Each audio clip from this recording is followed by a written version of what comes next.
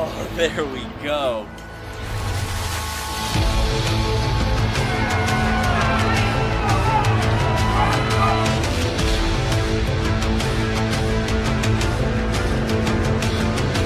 Oh my gosh, this is good.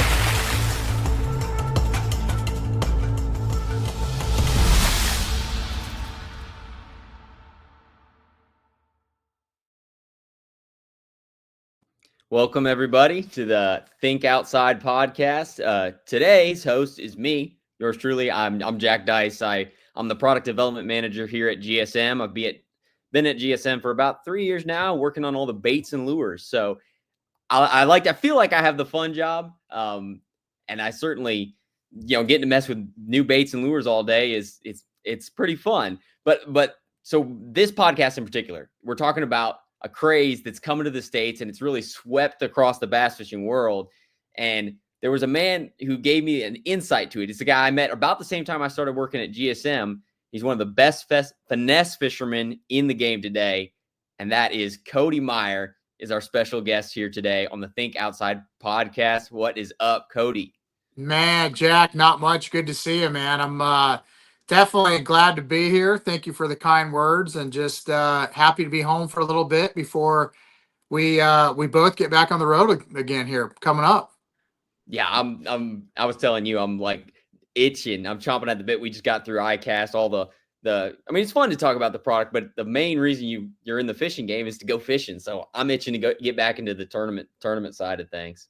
I'll tell you what, for me, so I've done this so long where you're home for a while, and then it's almost like you can't really be at home. I mean, you can't shut your brain off. You're just constantly thinking about bass fishing. So you're thinking about the next tournament techniques, what if you did this, different areas. So for me, like you, I'm ready to get out there and finish the year out strong, and it's just can't wait to go fishing. But ICAST was I would say it was very, very unique. I know for GSM, Big Bite, and of course Yamamoto and Roboworm and all the companies, man, there was a lot of new products, and that was cool to see because I can remember, being on Yamamoto for a while back in the day. Like you might have had one, maybe two, new products that came out. So to see all these, as an angler, I know for you it's probably a little bit tougher, but as an angler, you're like, heck yeah, look at this. You get excited for that stuff for sure. Yeah, I do. I remember. I think the first ICAST I ever went to was I think I was 16 years old. I was doing YouTube stuff, and I got some company to give me a pass and sneak me in. And I remember going to the Yamamoto booth, and I think it might have been when the Zaco came out. That was the one thing they had at ICAST. Like, look, Yamamoto has something new. So Yeah. I mean, it's to every year to have a number of new things come out. It's certainly as an angler, obviously I'm wanting more stuff in my tackle box. So that's good. Yeah. Oh, for sure. And I definitely say the theme this year, right, had to be the fuzz, man. The fuzzy baits and stuff. I know we're going to talk about that today, but it's just cool, and it's cool to hear. Me personally, I wish we could kind of keep some of this stuff quiet, but I know we can't. But no, it's been really cool to see some of that. So yeah, what do you think, Jack? I know you've been working hard, and we saw some of the new baits come out, but what do you want to talk about today here? I mean, that's the question of this podcast is what is all the fuss about the fuzzy stuff? So what in the world is going on in the world of bass fishing that everything's looking like you remember those fish tractors, those certain ones, what are they called that look like they've got the that you set them out in your pond? To me, that's when I first started seeing the fuzzy stuff. They look like a bait version of that, Yeah, where like the thing looks like a fish attractor if it turned into a lure. yeah, But what's the fuss? Like you are someone I think of, with you're from California, you have your West Coast roots, and it seems like a lot of this stuff trends from Japan. There's a whole contingent of techniques that come from Japan to the West yeah. Coast, eventually make it. So I think of you as someone who's kind of on the forefront of that stuff. So you've kind of seen this kind of stuff coming. Yeah, that's a great point. Growing up in Northern California, I can remember Lake Oroville, like in '99, learning about the drop shot. At the time, really only Aaron Martin was kind of doing that, with rubber worm and stuff, and kind of seeing that and then taking that back east. Uh, Dude, how effective and crazy deadly. And now, everyone in every tournament's got a drop shot tied on. And then, years later come out the nail weight, the Nico rig, all that type of stuff.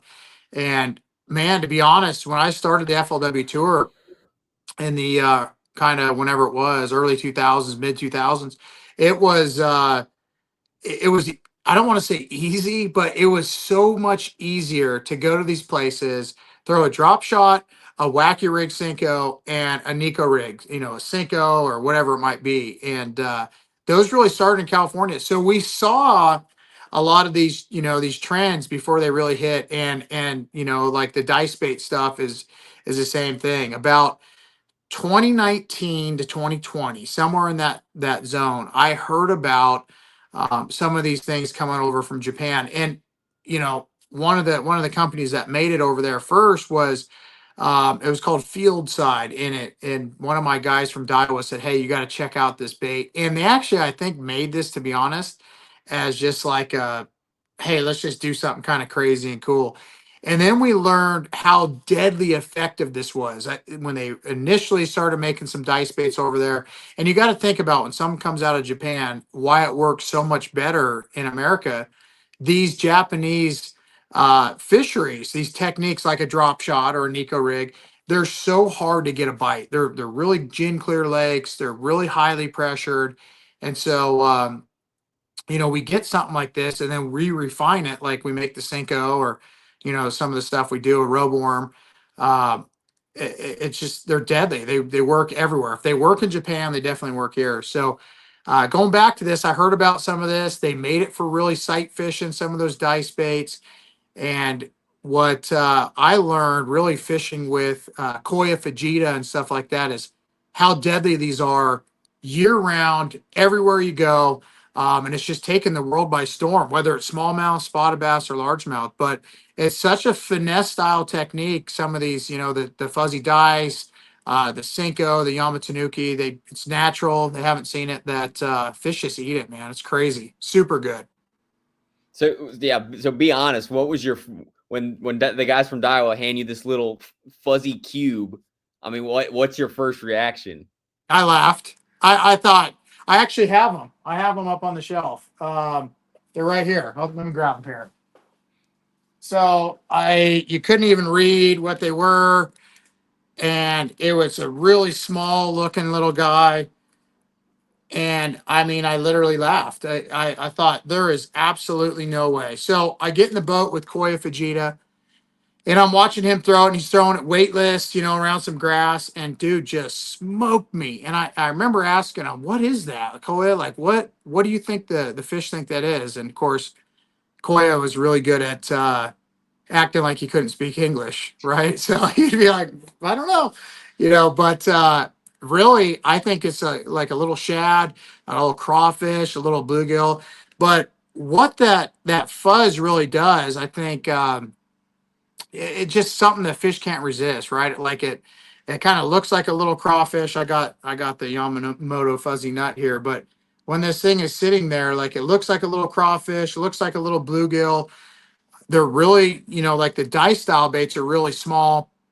Um, and so it's just so finessey, it's hard for fish not to eat it. But baits like the Cinco, you put the fuzz in there, Yamatanuki, it just gives it a completely different look.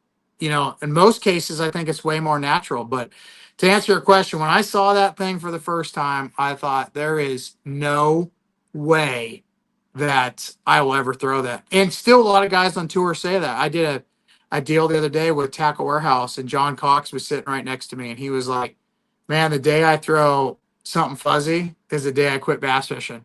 And the camera's turned off, and he goes, "Hey, do you got any more of those I can try?"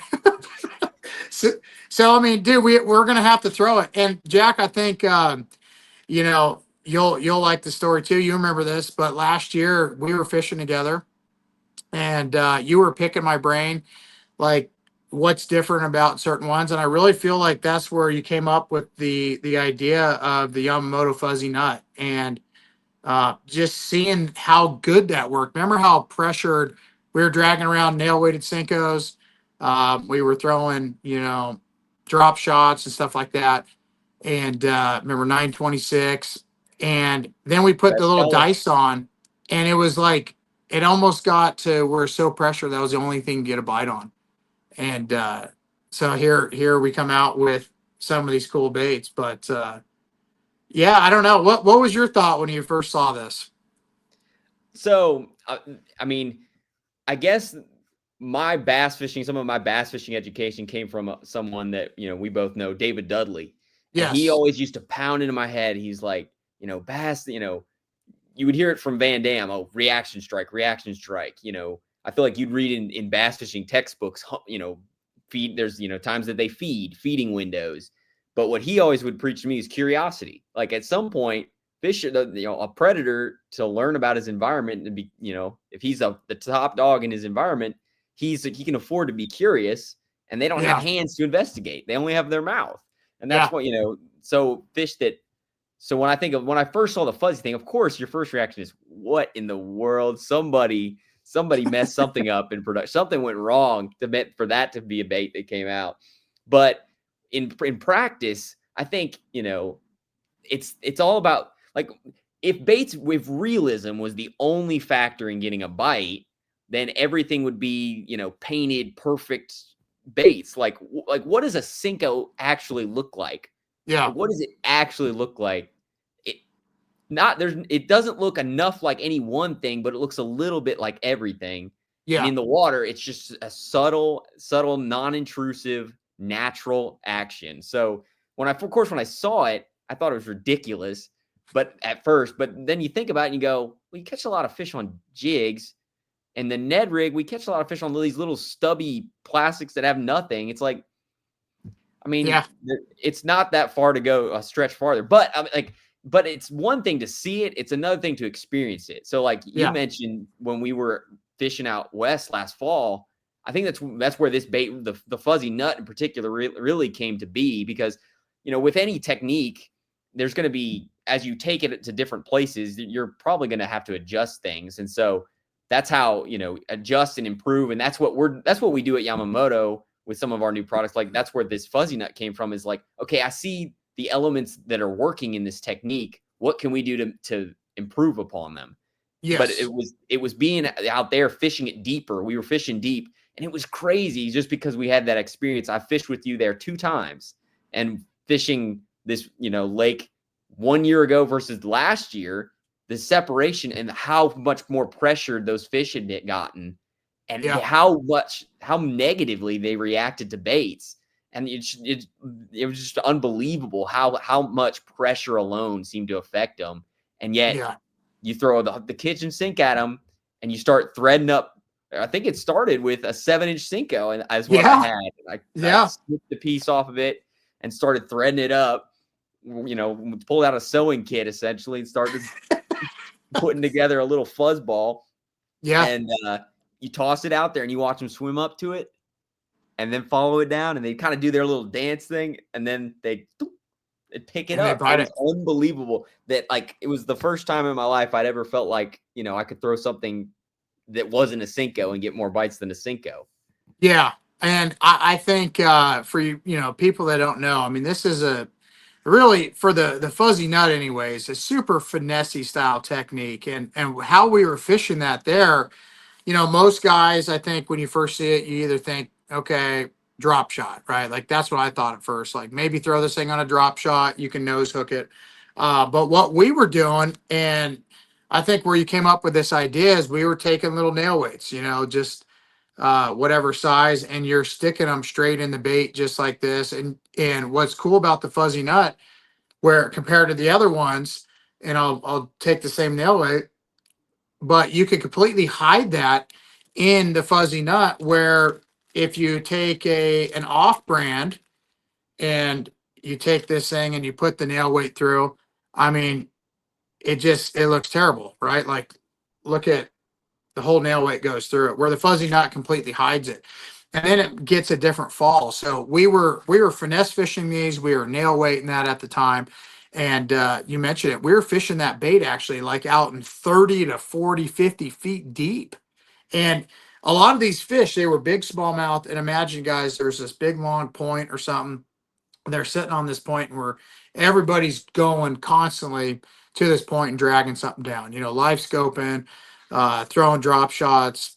We were throwing a nail weighted Cinco, and they just got tired of it. And then finally, they see something so finessey, they drug it around, and we were getting bites. So that was really cool. I mean, to me, this is going to be a bait that you have to stay ahead of the curve in anything. Like, so I know last year at St. Clair, um, I caught some fish on it last year at St. Clair. We're going there again this year. I can't wait to take, the fuzzy nut. And on those flat, calm days on some of those smallmouth where they see a million drop shots, they see a million little swim baits. They haven't seen this enough yet where they're really gonna be numb to it, right? So this is going to be a key player for me, especially on those flat days where you downsize the line a little bit and you can kind of throw it around. And because of the weight of this, you can cast it really well too for how small it is. But definitely a cool thing. And to expand the line too, like in the Yamamoto, the Cinco, what were your thoughts on that? Just the more natural, take two of the best baits we have and kind of give it a different look, huh? Yeah, I mean, so to me, the whole key with the Cinco, of course, is the way that cut the this custom Yamamoto formula that's made the Cinco a Cinco that hasn't changed in years and years and years, still been made in the same place. It's what gives it that signature little quiver shimmy on the fall, especially weightless. Like that's the power of a Cinco is fishing it weightless, letting a natural slow fall activate the bait all on its own, just from the weight of Yeah. the bait. And that's the primary action of a Cinco. And so you take that and you thought, well, the whole point of this of the threaded skirt material in these fuzzy baits is that it adds that secondary action and movement. It just makes it lifelike because it's these, it's just like a silicone skirt on a jig. I mean, it's the same material. Yeah. Just being in the water, it's always going to be moving in some way or another. Just adds that secondary action of some lifelike pulse to it. And Yeah. so to have it now, I can take that Cinco that has that natural fall and shimmy, and it just kind of activates all of those little strands to keep that secondary movement going the whole time. So really, it's like you said, it's all about you talk about showing fish something different. That's, I guess, my education on the fuzzy series was that just the power of it being different is enough Yes. to trigger bites. And so when you have something as proven as the Yamamoto and the Cinco, as like how many fish these things have caught, it's like if you could change them up and get a few new bites that you couldn't have gotten before, that's the power of the fuzzy. It's just showing it's a again mind blowing to me sometimes, like just getting to see it up firsthand. Like I forget sometimes how much pressure affects fish because we fish Yeah. near of these world class fisheries that get hammered, like Fork that gets pressured every single day, and guys still catch them. You take it for granted, but the truth is, you go somewhere like where they haven't seen a bait, they bite, and so you go the on the flip side with everyone getting better with live scope and anglers are more accurate. They're better at keeping baits in front of fish all the time. Yeah. It seems to just when you give them something that's lifelike enough, has enough of the attributes that it's of action that would trigger a strike, but it's different. Like you can do just different. You could make a bait that's just different. That Yeah. just looks like a piece of paper. That doesn't necessarily mean you're going to catch one, although that might be the next big trend. You never know. Yeah. This Paper world's bait. crazy now, but Yeah. it's not. But it still has to have some attributes that are lifelike. But it also needs to be just different enough that something in their little brain goes, I haven't seen that before. And they got to try it. Yeah. Yeah, I think like you say that trip, guys, we were again, I mean, you would pan out there on these points and you would see hundreds of bass throughout the day and you'd catch very few. And then we found that was kind of the only thing and they can actually get them the bite. So showing them something different was huge. I thought it was really cool just seeing that. You guys seeing Jack sitting there and like asking questions, and then we were all done after fishing and he would go back and he'd come out with like different styles and shapes, right? Remember that? You're out there in the shop and to see it. But David Dudley, you mentioned David. Like I roomed with David for many years, and the curiosity of a bass. Like I think that's a good way to say it. Like a bass is going to be curious enough when they haven't seen something. Just like when you throw a big glide bait, they don't want to eat it, but they'll come up and they're curious to look at it. They're curious enough when they see something like this, and then when they get a better look at it, they're gonna bite it. So I don't know. I was really excited. I've seen it. It's the fuzzy stuff, the dice baits we're talking. Uh, Really good in the spawn. You know, those fish that really don't want to bite, and I think it's more of an anger thing then they see it. And then highly pressured fish. That's when I really like to throw it, like around the spawn. And then when they get out and they're super, pressured post spawn throughout the summer and the fall or something like that. That's when I've really seen it shine. But I'm excited. For me, like my favorite bait ever made was a Senko. I mean, I think it's no surprise to a lot of guys, but I've caught so many bass in my life on a Senko, and just to have something different, because I have seen times where you throw a Senko out there now, and maybe they've seen it a lot and they still bite it so dang good, but there is some fish that come up and look at it and don't bite it. So I think something like, I haven't played with it yet, but seen it at ICAST, the Fuzzy Senko, that's going to be a must for me for sure, because I've seen how well adding the fuzz really does to some of these baits. So I think that's cool. And the Tanuki, the Yama Tanuki, when I saw the underwater footage of that um, with the fuzz, I thought it looked better personally. Like I've caught a ton of fish on that. That was another trend that came out of Japan. The kind of the high density style baits, and still really popular over there. It's catching on here in America. It catches the heck out of them. But when I saw the underwater of the regular Yamatanuki and then the fuzzy Yamatanuki, to me it looks way more kind of realistic, like more of a crawdad or a bluegill. Maybe because a lot of that weight too, like it sinks a little bit faster. But man, I thought that one looked really good. So, and then the smaller one, for like a Ned rig or something like that. I know bass are definitely going to be interested in that for sure. So you touched on it for a second, but I think that's something probably need to hit on is for someone who's like, again, they see this little hairball and they go, "What in the world is that?" It's hard to gain confidence without seeing the success, and it's hard to Yes. have that without knowing where to start. So if particularly with something like the fuzzy nut, Yeah. if you're trying to give them the best chance of success, when should they throw it? Where should they throw it? Like when do bat have you in your experience does that bait shine? So like we talked pressure, but if you're going smallmouth fishing, and then we'll get to largemouth, but you're going smallmouth fishing this summer, and you're throwing a drop shot, your favorite, shad shaped worm, whatever it might be, your favorite plastic, and they kind of stop biting. I want you guys, to put this on. You can nose hook it, you can thread a robe worm rebarb hook through there or whatever you want to throw, but just nose hook it. Same setup, throw it out there and see how much different those fish react. And you'll see you're going to catch more of those fish that kind of maybe have seen a lot of shad shaped worms, and they're biting little minnows or whatever, then they see something completely different, and they'll be curious and they'll bite it. Or I really like to nail weight it. Like that's probably my favorite way to fish it. So my favorite ideal setup to me is putting a nail weight in here, nose hooking this bait, throwing it on a 7 to 8 pound test fluorocarbon, and throwing it around. Doesn't really matter the structure, largemouth, smallmouth, spotted bass, but like you see a stump out there, you see a little patch of grass, you see some bass where everyone's throwing a minnow on them, they're throwing a drop shot on them, maybe they're not wanting to bite.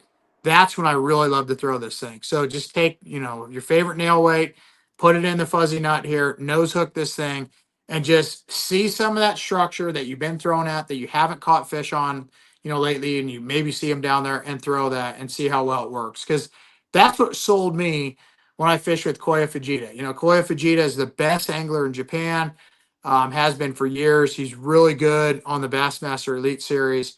And when I fished with him years ago, I'm like, several days, I'm like, this guy is going to be really good. And he was just taking, a fuzzy dye style bait, weightless, throwing it around and just catching a ton of bass. So I know it looks really goofy. I think that's probably the hardest part for guys.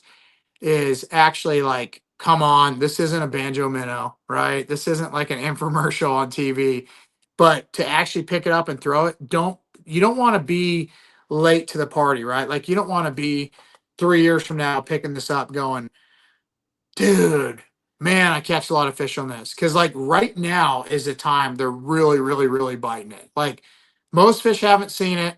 Uh, they still so curious enough to where they're gonna bite it really good, but you don't know what it's gonna be like in 2 or 3 years. So I know for me, the last several years, this has been really, really powerful to me. And I know last year I saw a lot of guys, Easton Fothergills and Bo Brownings, a lot of the guys that made the elite, certain lakes um, that caught a lot of fish on that were making maybe their own and they didn't have it right and they're buying some and they're trying to figure it out.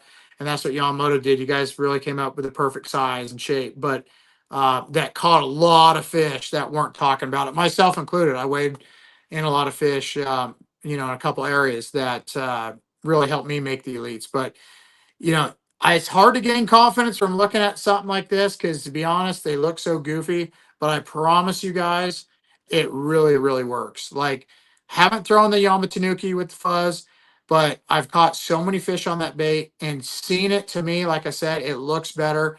I've caught thousands of bass on a Yamamoto Senko, and 100% the fuzzy Senko will be in my lineup. And I know, especially my next lake, Lake St. Clair, this will be a huge player for me. Nail weight when it's flat calm.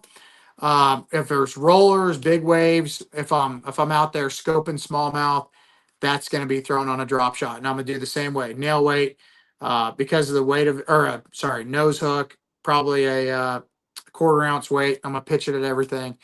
And most of them, honestly, too, like you've probably seen, Jack, they eat it on the fall. So you don't really have to do a lot of stuff. You throw it out there, it goes down. That thing's going crazy as it comes down. When it stops, kind of settles out, those fish, most of them can't resist it. So I'm excited about it. But gaining confidence in it, I know off it looks, it's hard. But when you fish it, you'll be like, oh my gosh, yeah, this is really cool. Yeah, that was what, I had to ask, how are you working that fuzzy nut? Yeah. Yeah. So that's my ways: nail weight, or a drop shot. I mean, there's other ways you could probably throw it. You can do it weightless, and the only time I'm gonna do that is same areas I throw a wacky rig Senko, right? Same areas like those fish are up, they're shallow, they're around some cover, and maybe they're extremely pressured. That's what they do in Japan, and they pitch that thing around. Like I say, this style of bait was designed in Japan for sight fishing. So that really ultra small finesse little style bait. And so in the spring, like in the heart of the spawn, I will throw this thing weightless. Same way you're going to rig it. You're just going to nose hook it, and throw it around all that cover, wood, whatever it might be. But this time of the year, really, post spawn on, number one, I love to put a nail weight in it. Two, I'm gonna throw it on a drop shot and catch them. And guys I promise you guys, there's so many people right now on tour that are throwing dice baits that are absolutely not talking about it because I've seen them. You get in any boat on the Bassmaster Elite Series for the most part. Maybe not a Greg Hackney, okay, but or Jason Christie and John Cox, but he's going to now. But you get in their boats, and you look and you're like, oh my gosh, what is that? And really cool stuff. So this is just really taken off, and a lot of bass are being caught on it. And again, Jack, I applaud you for the shape of this. Check out the fuzzy nut. So all the other baits, there's 12-sided dice, there's regular style dice baits. I didn't really think it was about the shape, like the you know the side of an actual fake dice or whatever. It's not catching water and shaking and shimmying. It's more just having the fur, having it sink down. And I like this style or this profile just because you can put that nail weight in. So for me, my favorite way to throw it, like say the nail weight, you can hide that nail weight where you don't see it. And I just think it's perfect. I think you had a home run. And then as we talked, natural shad, one of the colors. The Yamamoto colors have always been the best. Like I say, if they work out here on the west in some of the tougher lakes, then they're going to work everywhere. But Jack, you came up with this on that trip, and that's been a home run. So my only regret right now is I don't have enough packs. I don't think so. Hopefully get them in stock soon, man. That's the only thing left on it. Yeah, the playing with it when we were trying to get underwater footage of all the fuzzy baits. One thing about it is being a little bit longer to hide the nail weight also means you have a little bit of options rigging it. Like Yeah. when we were trying to watch it underwater, we found if you like rig it on one end or the other, and you could stick a nail weight on the other side, it'll almost want to backslide and drift. So you can pop it up and let it kind of slide back a little bit. It kind of has enough surface to catch water, but it's not too big where it's it's still in that compact, bite-sized profile that fish can eat. And so, and that, yeah, experience was the best teacher as far as building it. So the guy got to say thanks for inviting me out and getting to see it firsthand and pick your brain about it. Cause you were one of the people that actually had experience with it. Like there were a lot of people that when I think when Koya kind of exposed it to the masses on the Elite Series and started leaking out through his success, there were a lot of people that were like, what in the world? They didn't know, but you knew. You were like, oh crap. Yeah, I had seen that years prior and saw how deadly it was. And the reason he even talked about it too is because it was a bait that was completely unavailable at that time. And so he was like, hey, I don't really care. I can go home in Japan and get a few packs. But now, like I say, I feel like, especially this Yamamoto one, like we've taken something and made it to an American market that's gonna be ultimately so much better, with the salt content. Like I played around with non-salt with salt, and I really felt like this was, as we talked, last year about, hey, how much salt's put in it, and we nailed it. And then the shape and nailed it. So having all that, because otherwise, like some of these smaller dice, 8 millimeter, 10 millimeter, they're hard to fish, and like they're almost too small and they're too light. We really can't cast them. They're really hard to fish.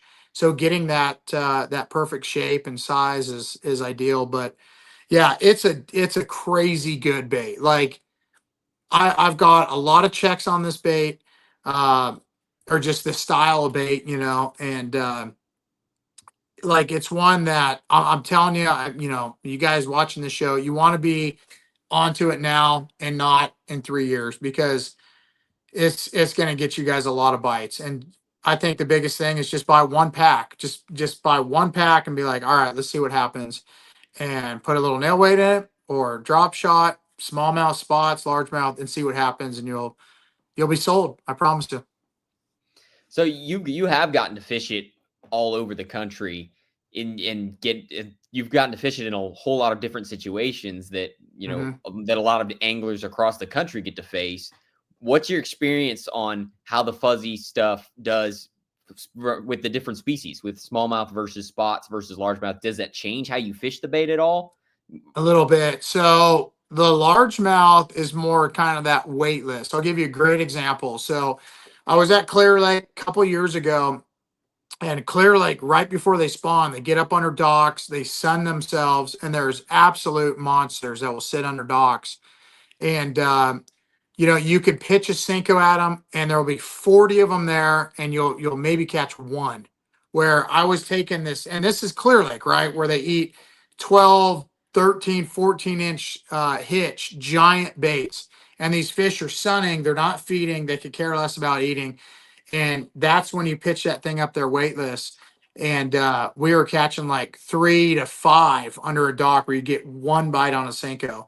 And we know how good the Cinco is. So something that small for 5 pounders was unbelievable to see. And I told a buddy who lives there, I'm like, dude, you better get some dice baits. And of course, you're at Clear Lake, braided line, 25-pound fluoro, you're punching, you're frogging, or you're throwing a monster size tennis shoe glide bait.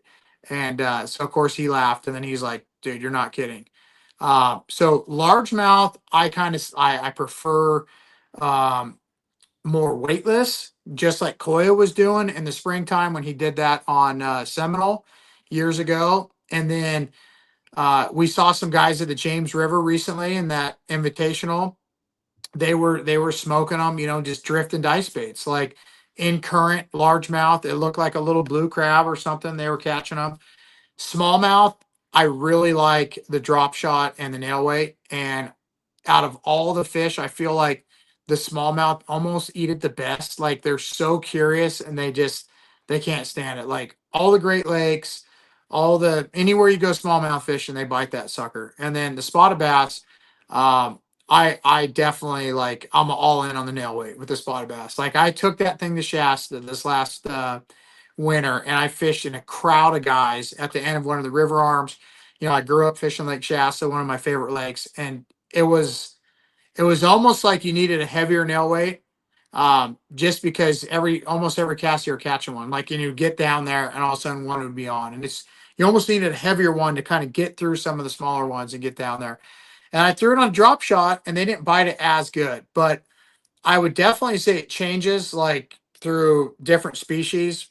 Um, largemouth weight, the smallmouth nail weight, and drop shot, spotted bass kind of nail weight. But they all bite it. I feel like smallmouth eat it probably the best, and then it's a toss up between both. But it's just something you're gonna have to like. I promise you guys, you're gonna have it because you laugh on how small it is, and then you start throwing it at some of these giant bass. Even I mean, we caught 8 pounders at Clear Lake. So some of these giant Clear Lake bass that don't want to bite anything, they're not hungry really. They're full. They might have a big old bait in their stomach, but still something so tantalizing, so small, kind of twitches by them, and they're like, "Oh, let's just try it." Then you got them. So how are you other than, the different ways you're rigging it, how are you actually fishing it? Are you mostly letting it on the fall? Are you shaking it? Are you popping it? What are you doing? So when I like to nail weight it, I will throw that thing out. I'll literally let it fall down to the bottom, and I'll shake it a little bit on the fall. But I mean, that thing is kind of going down and you know, like an octopus or something. I don't know I mean, it just looks crazy. And then when it gets on the bottom, I literally let it hit the bottom. I pick it up and I shake it back. So that thing it's going, it's shaking up, and then you let it fall. So you're just popping it 2 or 3, 4 times, let it go back down to the bottom. Not big pops, like you're just shaking that thing on the bottom. So that fish is going to come up, it's going to nose down to it, it's going to look, you're going to shake it, and I mean, it just looks whatever it looks like. It look bluegill, crawdad, whatever it is, supernatural, and that's when they bite it. So I feel like that's the best. Or a drop shot, same way. You're throwing it down, you're letting it sink, and you're just gonna slowly, same way, just shake it on the bottom, not shaking the weight, just slowly dragging it. Now, where I'm shaking it more on the fall is obviously weightless. Like you're gonna fish it just like you do a wacky rig Senko. You can skip it up there. It skips really well. You skip it up there. You're gonna let it fall. You're gonna pop it a couple of times and let it fall down. And I caught fish at Hartwell this year. When they kind of wouldn't eat a wacky rig Senko, and they were in that weird funk. And they caught it. And it's funny. You kind of mentioned this earlier. I like this little cipher mushroom style nail weight I designed, and when you put that in there, and so the weight's on the actual outside, which you get a lot of that sound and stuff, and then you nose hook it up top and you pop this thing forward and it'll kind of glide backwards. So there is you hit on it earlier, with how different weights and stuff you can position it differently, but that was a cool way I thought to rig that, so you can kind of pop it up and it kind of glides back. So maybe fish, they feel like that thing's getting away from them, and then you pause it and it goes back to them, and they always tend to eat it like that. But it's if you're fishing it weightless, you're fishing it in the water column. Other than that, drop shot nail weight, you're gonna creep that thing along the bottom, just like you would some finesse style, bottom bait, shaky head or something like that. Ned rig, fish it like a Ned rig. You can't go wrong. I think, it's funny. I've got getting to fish with you in person. I remember watching the circuit breaker and watching the FLW, watching the shows back in the day. Like when it was you versus the GOAT, Andy Morgan, in Yeah. that year you guys were crushing it. And how I always, I didn't even have to, you didn't even have to see the name on your jersey to know it was you, because you have this certain way you just shake your rod. I don't know what it is. I just associate it with you, like just the way you hold your rod, just this little subtle pop, pop, pop, pop, pop, and whether it's a drop shot or the Nico or the fuzzy nut, it's just Yeah. this little pop, pop, pop on the bottom, shaking it, and it Yeah. catches. If it works for you, I think it'll work for anybody. Because I It mean, will. I'll tell you, you always want to. I remember Aaron Martins years ago. He was camping at Lake Oroville, and I remember him talking about a drop shot, and he used the word massage. Like he goes, "You want to massage the line, right? Where you're not popping this thing so hard where the weight's coming up off the bottom. You just want to massage the line." And so I don't think I massage, but I just have kind of a weird little shake, and you're sitting there, and all of a sudden, thunk, line will go slack, and I'll bite it. But that's definitely like how I want to go fish now. That's how I like to fish that style of bait. But it's it's so finessey when you look at it, but it'll catch big ones. Like again, I think once you just put that thing in your hand, you're gonna be like, okay, it's super good. And hey, really, the Yamatanuki was the same way. Like a lot of guys saw it and they're like, come on. And once you buy it, you're like, dude, you can cast this thing 4 miles and it sinks really quick. And then you can cover a ton of water and it's very effective. Again, that's a technique out of Japan on these super high pressured places that is getting bites, and no different than, this style of bait here, but we just perfected it to, the American market and across the world. But yeah, home run on the fuzzy nut for sure. And the whole fuzzy series. I mean, if it's a Cinco, whatever we do with the Cinco, it's going to be killer. And the Tanuki, to me, like I'm going to pick up the fuzzy Yamatanuki over the Yamatanuki. And I haven't even thrown it yet, guys, but I just seen it underwater and it looks way more natural to me. So, and then of course I've already thrown this guy. We know that works, but yeah, very weird ICAST. I think if you guys were to somehow go back in the future and watch this video of what we're talking about in bass fishing like 10 years ago, you'd be like, oh my gosh. But it's kind of where we're at, since COVID come out, fishing is everywhere you go is a lot more pressured, and you need to be on the forefront of some of these techniques and how to get bit. And this is definitely one of them. And I'm excited to see Yamamoto and some of the other brands of GSM uh, to push forward and to make this like the big bite, the little guy with the little tentacles. I mean, that looks really cool too. Some of that, and that's the stuff that these fish are really biting because they've seen a million drop shots. They've seen a million, you know, little swim baits and stuff like that. So you're going to have to do something like this to keep getting these fish to bite. Because I swear, I always said this growing up on Lake Oroville, like spotted bass, they will breed into their young what not to bite, right? Like we use a split shot, we use a brass and glass. A lot of guys are going to have to Google what that even is, but we used to hula do all that grub, was stuff that in hula grub part of that? Was the that part hula of it? grub. Yeah, we would hula grub, and it's like they won't even bite a brass and glass anymore, or they won't even bite a dart head, and they still bite a hula grub really good. But those some of those That might have been a baits.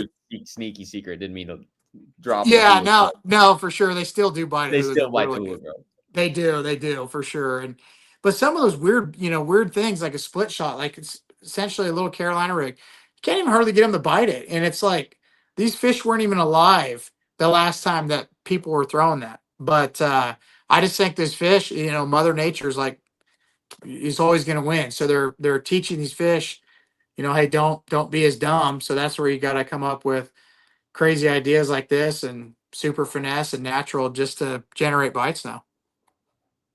And that's the name of the game, is getting bites. So now the more we talk about it, like I said, I just want to get out there and catch them. So when is it that you're heading out there to actually go fishing again on the Elite Series? Yeah. So I leave August 3rd, or no, sorry, August 1st. My boat is at Jeremy Lawyer's house, Sarcoxie, Missouri. So I fly there, get my truck and boat, and then drive to Lake St. Clair And then about a week after St. Clair, we start practice for the Mississippi River. So 2 places I really like. Definitely want some redemption on St. Clair. Last year I had 40, almost 41 pounds, and that was the only check I missed last year. So I couldn't even be happy, disappointed. I had 21 and 19 and didn't get a check. So but anytime you go, after a giant smallmouth like that, that's going to be cool. So I'm excited about that.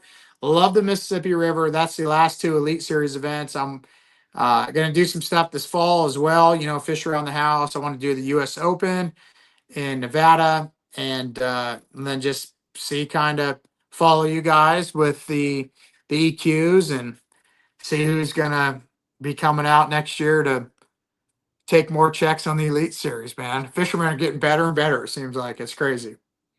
Well, you've taken plenty of checks yourself. So, hey, if people want to follow you around this fall, when and just all throughout your year, where can they follow you? Yeah, just Instagram, Facebook, Twitter at Cody Meyer Angler. So just check it out. And any questions, shoot me a question. But just excited to get back to fishing. Like I say, it's hot here. I'm in Idaho. It's hot. Gonna actually go this weekend and hopefully get some bites. But yeah, man, just ready to get back after it and talk to you more, Jack. I know you got a lot more stuff in the works, but that ICAST is pretty hard to beat. That was a lot of baits to come out for Yamamoto, Big Bite, Roadworm, GSM, the whole thing. Well, thanks for bringing the ideas and Yeah, and anytime you want to invite me out to go do some more product testing, I'm game. yeah. Hey, I'm telling you, come out. I got some awesome places. Snake River here. There's all kinds of cool stuff in Idaho. You're welcome. So this fall or something, have to get Crispin and JT or whoever to come along. We're not going to invite Ricky yet, but we'll do that another day. No, I'm kidding. We love you, Ricky. But I think that's all we've got. Thank you guys for tuning in to the Think Outside podcast with GSM, and we will see you on the water. Oh, there we go.